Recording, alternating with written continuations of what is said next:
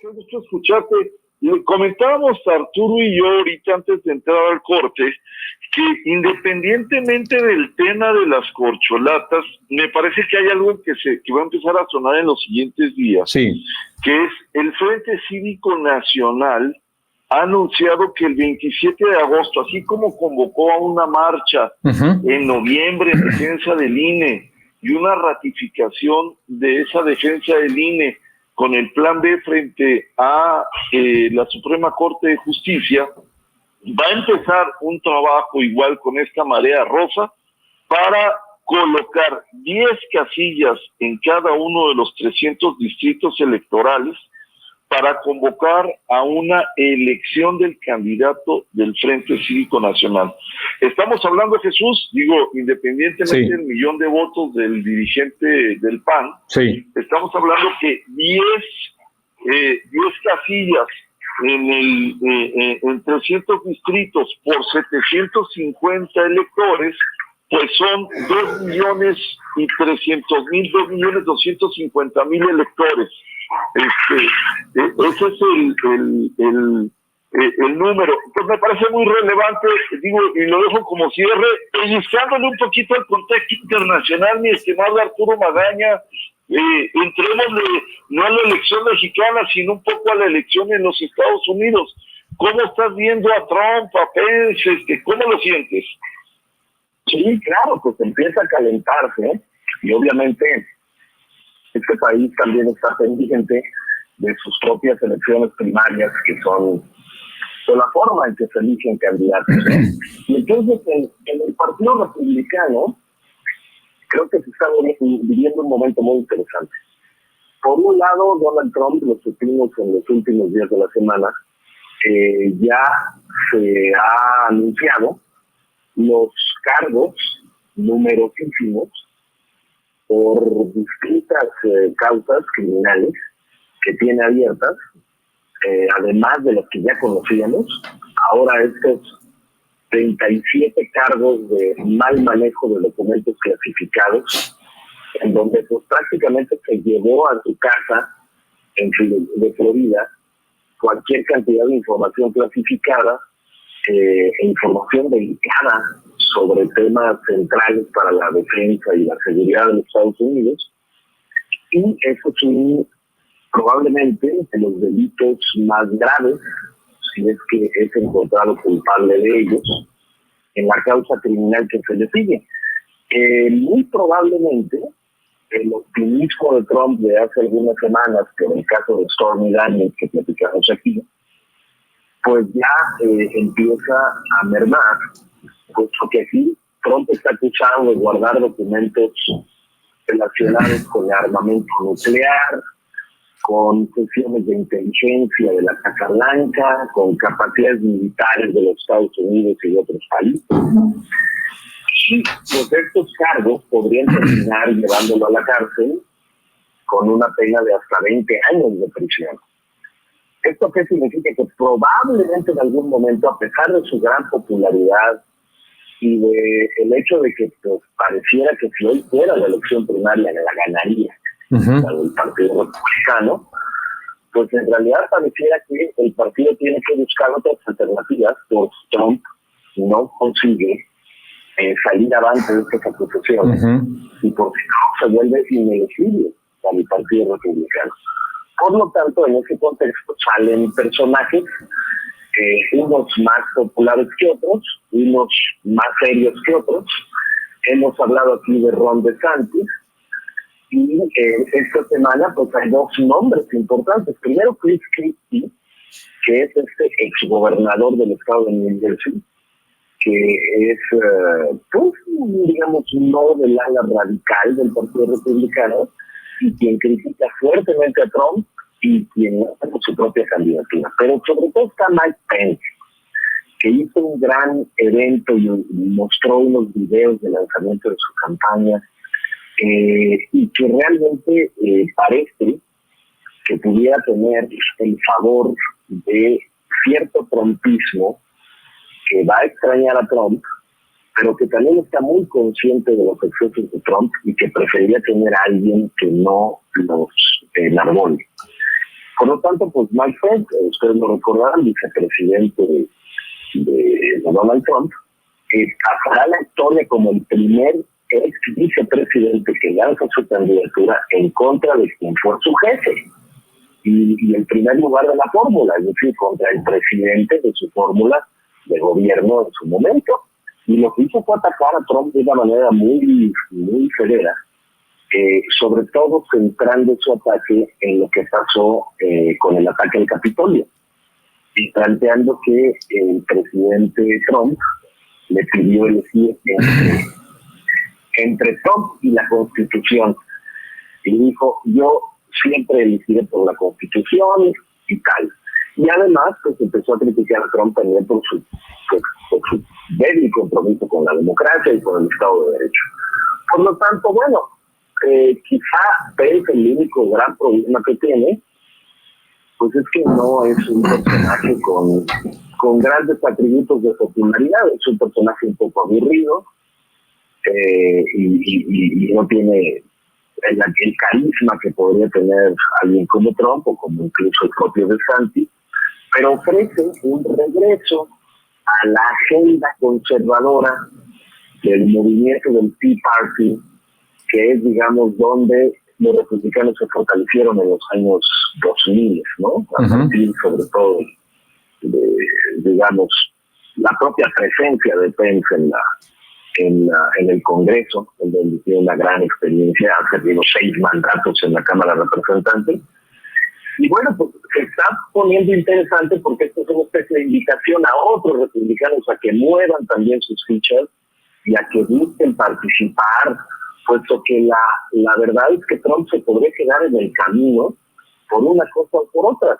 Si juntamos todas las cosas criminales que tiene en su contra, pues parecerían suficientes para descarrilarlo en algún momento de finales de este año, según se presume. Arturo. Y por lo tanto, pues necesita plan B. Justamente te quería comentar ese asunto. A ver, ayúdanos a dimensionar los alcances que tienen las acusaciones contra el expresidente Trump. Dolly Esteves, corresponsal en Washington, publicó hace unos momentos en su cuenta de Twitter, dice, la acusación criminal federal contra Trump se finca exclusivamente en la defensa de la seguridad nacional y el Estado de Derecho. Fue acusado porque hay abundante evidencia para probar que es culpable de delitos graves. No tiene nada que ver con habilitarlo electoralmente, dice en un primer tuit. Y en un segundo tuit del hilo dice, la Constitución de Estados Unidos estipula solo 3 requerimientos para ser presidente: ciudadanía, edad mínima de 35 años y 14 años de residencia continua. Fuera de eso, dice Dolly Esteves, Trump puede contender desde prisión e incluso gobernar estando preso. A ver, explícanos un poco esto. Bueno, lo que pasa es que, mira, si nos atenemos a solo lo que dice la Constitución, que sí, está haciendo ella, pues efectivamente no hay normas que impidieran que alguien en sus circunstancias pudiera presentarse a la elección. Pero hay decisiones judiciales, eso sí, lo que no hay son precedentes, pero hay decisiones judiciales que en Estados Unidos pesan mucho y que obligan también a los candidatos, a los partidos políticos, a ciertos lineamientos respecto de poner o no poner a candidatos con causas criminales abiertas. Y lo cierto es que también por la vía electoral, no por la vía constitucional, hay una serie de obstáculos relacionados con el financiamiento de esa campaña. Es decir, el Partido Republicano tendrá que recibir el financiamiento necesario para participar en la campaña y a gente que está acusada de distintos delitos, algunos patrimoniales, otros no, pues podría ser inhabilitada o declarada inelegible para encabezar ese esfuerzo de campaña con recursos frescos y limpios, que además tiene que enfrentar siempre su procedencia legal. En Estados Unidos hay recursos pesados en campañas electorales, siempre y cuando se diga el origen de los mismos. Pero no, yo no estoy de acuerdo. Es decir, el Partido Republicano va a tener que tomar una decisión en su momento. Sería demasiado costoso para él también puesto que enfrentaría a toda una ola crítica que por unas razones o por las otras afecta la credibilidad de Trump. Es decir, incluso más allá de lo legal, moralmente, para muchas personas es imposible pensar que alguien acusado de 37 cargos por mal manejo de documentos y tal, o bien acusado por aquel caso de Stormy Daniels que tiene que ver con prostitución y casi trata de personas, o bien por el resto de las acusaciones criminales que pesan en su contra, realmente sería inviable, incluso desde el punto de vista logístico, en fin. Esto es lo que ha dicho el propio Pence y lo ha dicho Arturo, y otros. perdón, Arturo, estamos en el corte de la media. Claro. No sé si nos puedas aguantar un poquito para seguir con esta conversación. Arturo Magaña Duplanchet, director editorial de Globalítica, y regresamos en un momento. Estamos poniéndole la mirada internacional a los temas con Arturo Magaña Duplanchet, director de Globalítica. Moisés. Pues, sin duda, las barreras de entrada en la Constitución están muy claras, pero habría que revisar, según lo que estamos viendo, qué va a pensar cada uno de los partidos, sí, y particularmente el republicano, para ver si tienes de candidato a alguien que se lleva a su casa cajas con información de seguridad nacional, que esté involucrado en escándalos de todo tipo, Arturo. Sí, con esa carga negativa, ¿no? Sí, indudablemente. Sobre todo, imaginen ustedes el tamaño de la revelación. Se llevó información muy delicada sobre programas nucleares de otros países, capacidades de defensa de Estados Unidos, seguridad de puntos militares en Estados Unidos, etcétera, planes de ataque incluso, terminaron en un baño en su residencia en Mar-a-Lago. Bueno, eso es muy delicado, porque más allá de lo que pueda leer Dolia Esteves sobre la Constitución, que me parece importante, hay excepciones a las condiciones estas que marca la Constitución, y una de ellas es participar en una insurrección o rebelión, que es prácticamente la acusación que le hace el propio Pence con el tema del ataque al Capitolio, pero otras de ellas tienen que ver con lo que dicen los primeros artículos de la Constitución de Estados Unidos, el 2, el 3, el 4. La condena por traición a la patria. Eso lo vuelve inelegible. Más allá de que hay otro artículo que diga, nada más tiene que tener tal edad y tal. No, bueno, sería demasiado simple, ¿no? Y hace muchos años, por ahí en los años 20, hubo alguien que lanzó su candidatura desde la cárcel, un socialista,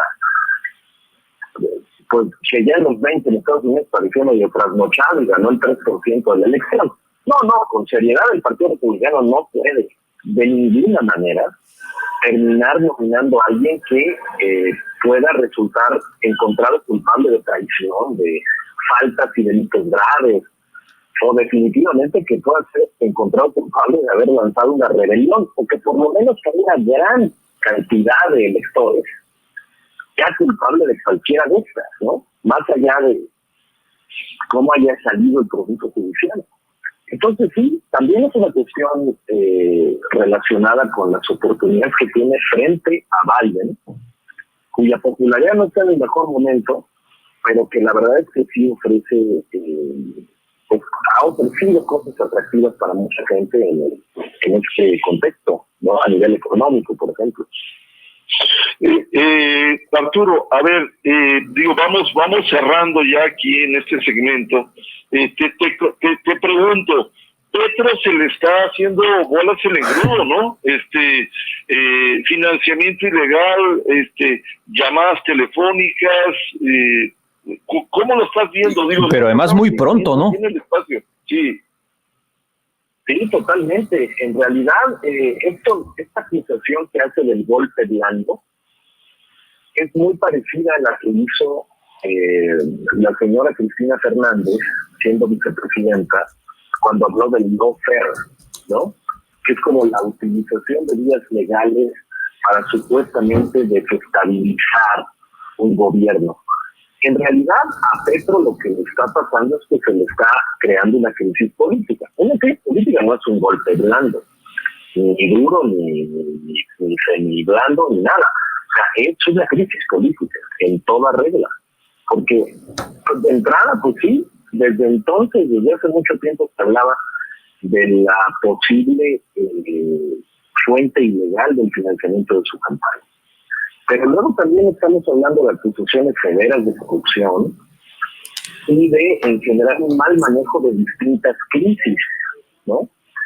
Entonces, pues lo más probable es que él trate de ofrecer cosas espectaculares para detener este asunto, ¿no? Por ejemplo, llevar a buen puerto la negociación con la guerrilla, con el Ejército de Liberación Nacional, que digamos, pues se acaba de anunciar hace un día prácticamente que pues habrá un cese al fuego y una tregua de 6 meses que podría ser para siempre y tal, intentando aprovechar este triunfo para pues salirse de lo arrinconado que está por los escándalos de su familia, por el desgaste de sus alianzas políticas que platicamos aquí en su momento, cuando cesó al gabinete, y por ahora revertir esta crisis de inestabilidad que ha generado pues esta bomba mediática, ¿no? Que este ex embajador de Colombia en Venezuela pues dice que recibió $3.5 millones supuestamente de narcotraficantes vinculados a Venezuela para ayudarle en la segunda vuelta electoral que lo llevó a la presidencia. Bueno, pues es terrible, ¿no? O sea, más no le puede llevar sobre mojado. Por más que el arreglo de La Habana con el ELN, pues le dé un respiro, ¿no? Y le ayude un poquito a presumir algo, porque no ha podido presumir prácticamente nada. Entonces, bueno, ¿qué hacen? Pues salen a las manifestaciones en apoyo del gobierno, que se enfrentan a manifestaciones en contra del gobierno, y que básicamente dejan muy claro que el presidente está tratando de buscar cualquier clase de argumento para salir de donde está. Por ejemplo, dijo que mucha gente no tolera el color de la piel de la vicepresidenta. Uh-huh. Yo no sé si eso sea cierto, tendríamos que preguntar a los colombianos, pero la verdad es que no tiene nada que ver con las acusaciones que pesan contra él. Uh-huh. Uh-huh. Bueno, híjole, nos alcanzó el tiempo, lamentablemente. Arturo, muchas gracias como siempre por tu enfoque, por siempre ponerle orden a estos temas de carácter internacional. ¿Dónde te podemos leer? ¿Dónde te podemos seguir, Arturo? No, hombre, el encantado soy yo, @Duplacheri, @Globalística, por ahí podemos platicar. Muchas gracias, buen fin de semana.